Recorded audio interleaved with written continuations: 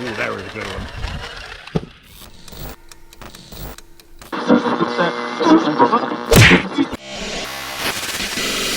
What's going on, guys? I hope you are having a great day out there, guys. We've come down to the skate park with a couple cars, and I'll show you what we brought along.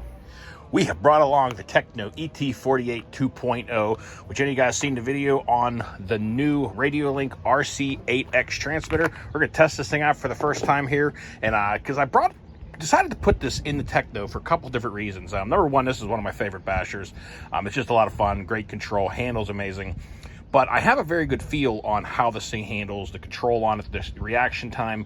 So I want to see what the difference is on the new Radiolink radio and see how she handles and the air control and all that with this new setup. Also brought along with me the Typhon 6S in case we kill this, or the Typhon might get its own video. But guys, we're going to have some fun down at the skate park. So far, there's only one guy down there with a basketball. So I think we got the skate park to ourselves. All right, guys, we got the Tekno all hooked up and ready to roll. I'll tell you one thing I'm noticing real quick, because this is the first time I've ever really driven a car at all, the first time I've driven a period with this remote, is that all of your forwards and reverses on the trigger are extremely touchy. You don't have all that play. I mean, the minute you touch this trigger, it is moving one of the two directions. But go down to the skate park here, see what we can get into.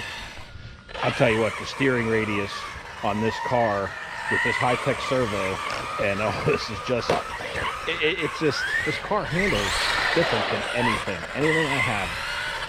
The steering radius, the handling, it's amazing.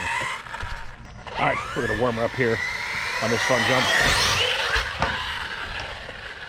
This thing's always kind of fun to just cruise past the speed.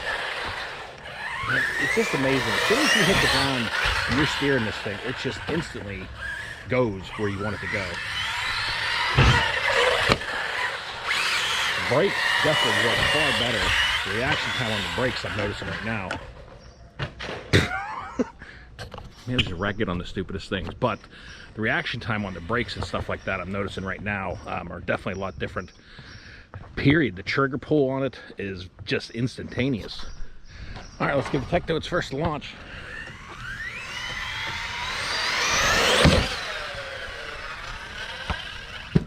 Wow, guys, I'm honestly not just saying this because they sent me this controller. The reaction time on the steering and the throttle and everything is such a difference from my DX5. I mean, this is honestly taking some getting used to because it's just instantaneous. Well, she came down a little hard on that one. Again, these tires. Ooh, I'm hearing some funny noises out of that Tekno. I hope I didn't break the gears. That's what happened last time. I stripped out or blew on the bearings in the center diff.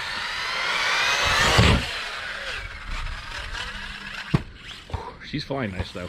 We're gonna go outside the fence here and catch a few good shots of it, man. And I definitely got something making a noise. Not sure what it is. I think I might change out the trigger on this thing to that little bigger trigger, so because my finger, you know, fits in here fine, but it is so, it's a lot more touchy, and I kind of want a little bit of play in there in the finger.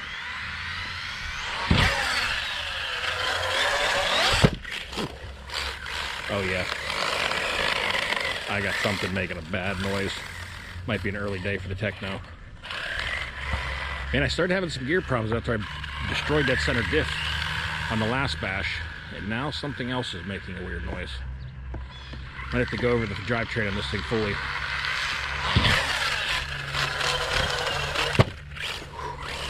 She's still kicking though, but it doesn't sound good.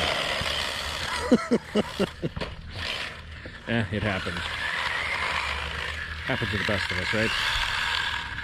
No matter what car it is, what you do to a car. You know, I think some people think like you put upgrades on a car and it's never going to break. That's just not true. It extends the life. Have a little more fun out there. The stupid little things, you know, don't break. But I had this conversation with some of the guys recently, and it's like some people just have delusional thoughts about upgrades. But ooh, that was a good one. Wow. I think I just knocked the battery loose though, but man, she caught some airtime on that one.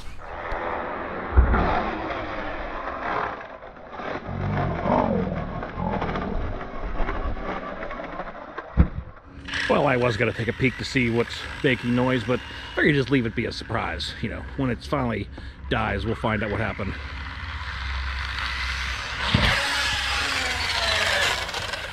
Nice. Pull it back with these tires. These are obviously the track tires still on here. They handle great on the ground. They do not have the air control, though, that, like, you know, the 4S backflips and stuff like that, which I usually run on here.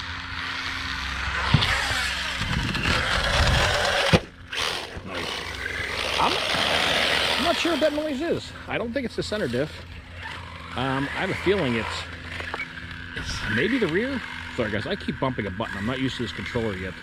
If you guys are hearing a beep, because I'm bumping the big button on the back of the controller.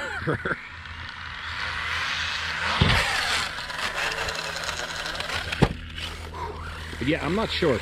It makes it's got to be the rear diff, I'm guessing, because it only makes the noise under acceleration, not under braking. So probably the rear differential. All right, let's give this thing, see if we can get into this thing pretty hard.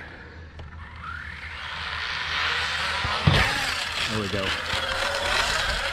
Nice. She's getting out there, catching some nice air. It doesn't quite fly, obviously, as far as the Typhon, but the Typhon, you know, is a rocket of its own. The Typhon has its own class. Nothing quite flies off of ramps like a Typhon 6S. One of my favorite launchers. Man, she flies so nice and flat. Like, you hardly have to use the brake in the air on this thing, just a tiny bit, and it just levels itself right back out again. All right, we're gonna do a little more launching here, and then we're gonna go back inside the skate park and maybe mess around with a couple things, see how long this thing lasts. Ooh, man, she came right at me.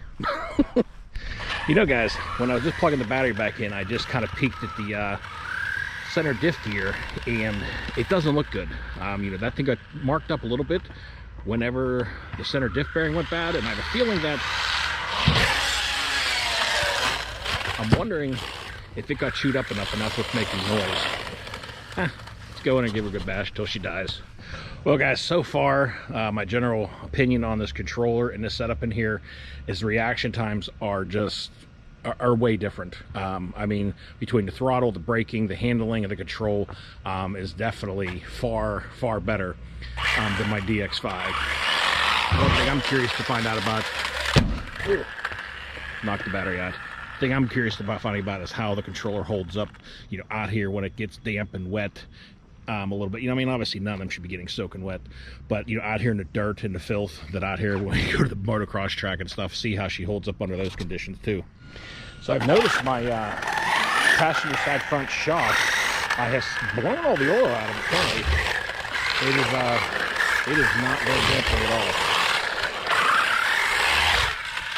It definitely is, looks like the Tekno is going to be in need of a little maintenance, finding out what's going on with the gears and going over the shocks. We'll still do a backflip though.